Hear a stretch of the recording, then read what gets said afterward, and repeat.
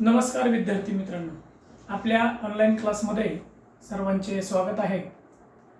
आज आपण नाम या घटकातील महत्त्वाचा जो भाग आहे नामाचे प्रकार शिकणार आहोत। काल आपण नाम कशाला म्हणतात हे शिकलो। तर नाम म्हणजे काय बघा, वस्तू, व्यक्ती, ठिकाण किंवा कोणत्याही सजीव निर्जीव घटकाच्या नावाला, दृश्य अदृश्य घटकाच्या नावाला नाम असे म्हणतात। मग आता हे नाम म्हणजे काय शिकल्यानंतर आपल्याला नामाचे प्रकार शिकायचे आहेत।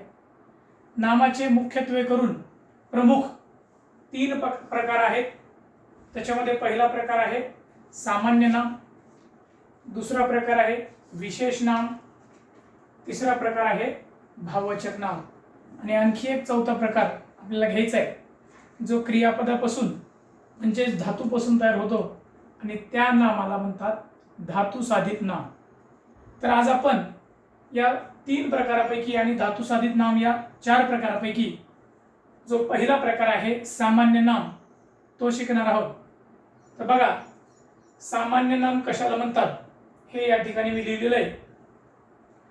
तर ज्या नामाने एकाच प्रकारचे प्राणी, वस्तू किंवा पदार्थ यांचा बोध होतो त्या नामाला सामान्य नाम असे म्हणतात।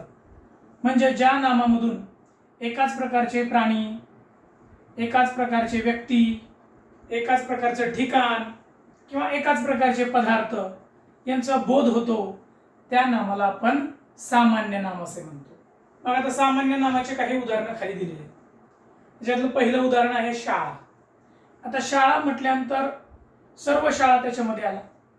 जिल्हा परिषदेची शाळा आली, इंग्रजी शाळा आली, खाजगी शाळा आली, म्हणजे वेगवेगळ्या प्रकारच्या शाळा। तर शाळा म्हटलं की आपल्याला ह्या वेगवेगळ्या प्रकारच्या शाळा येतात, परंतु या सर्व शाळांचं नेतृत्व गट करणारा शब्द आहे शाळा, म्हणून शाळा हे सामान्य नाम आहे। आता पुढचं उदाहरण आहे झाड। झाड म्हटलं की आपल्याला ज्याला पानं असतात, ज्याला मूळ असतात, ज्याला खोड असतं आणि ज्याला फांद्या असतात अशी आकृती आपल्या डोळ्यासमोर उभी राहते। आणि अशा या सजीव घटकाला जे सर्व प्रकारचे असे जे झाड आहेत त्याला एक त्या गटाला नाव दिलेलं आहे झाड, म्हणजे झाड हे काय आहे सामान्य नाम। त्याच्यानंतर पुढचं उदाहरण आहे नदी। नदी म्हटलं की त्याला नाव नाही, हे एक सामान्य नाम आहे, गटाला दिलेले नाव आहे। अनेक नद्या आहेत त्यांच्यासाठी एक शब्द आणि तो शब्द म्हणजे आहे नदी। त्याच्यानंतर त्याच प्रकारे डोंगर, मुलगा, गाव, शहर, देश, खुर्ची, झोपडी, इमारत, माणूस, शिक्षक, विद्यार्थी असे अनेक शब्द आहेत जे गटाचं नेतृत्व करतात, गटासाठी वापरलेलं असतं। त्या शब्दांना आपण सामान्य नाम असे म्हणतो। आता इथं जर बघा, मुलगा हा शब्द म्हणजे सगळे जे मुलं आहेत त्या मुलाच्या गटासाठी एक शब्द आहे, तो आहे मुलगा। सगळे विद्यार्थी, शिकणारे, सर्व शिकणारे जे आहेत त्या गटासाठी एक शब्द आहे विद्यार्थी। जे शिकवणारे आहेत, शिकवणारा गट म्हणजे शिक्षक, या शिकवणाऱ्यासाठी या गटासाठी एक नाव आहे आणि ते सामान्य नाव आहे, ते आहे शिक्षक। त्याचप्रमाणे सगळ्या बिल्डिंग्स, इमारत, वेगवेगळ्या इमारती आपण पाहतो, या सर्वांच्या गटासाठी शब्द कोणता आहे इमारत। खेडेगाव, तर गाव आहे, तर गावासाठी अनेक गाव आहेत, या सर्व गटासाठी आपण गाव शब्द वापरतो। तसंच शहर, देश, या पृथ्वीवर अनेक देश आहेत, या सर्वांसाठी एक गटासाठी नाव आहे देश। खुर्ची, झोपडी अशी अनेक उदाहरणं आहेत की जे उदाहरणं आपल्याला सामान्य नाम म्हणून त्या ठिकाणी ओळखता आले पाहिजे।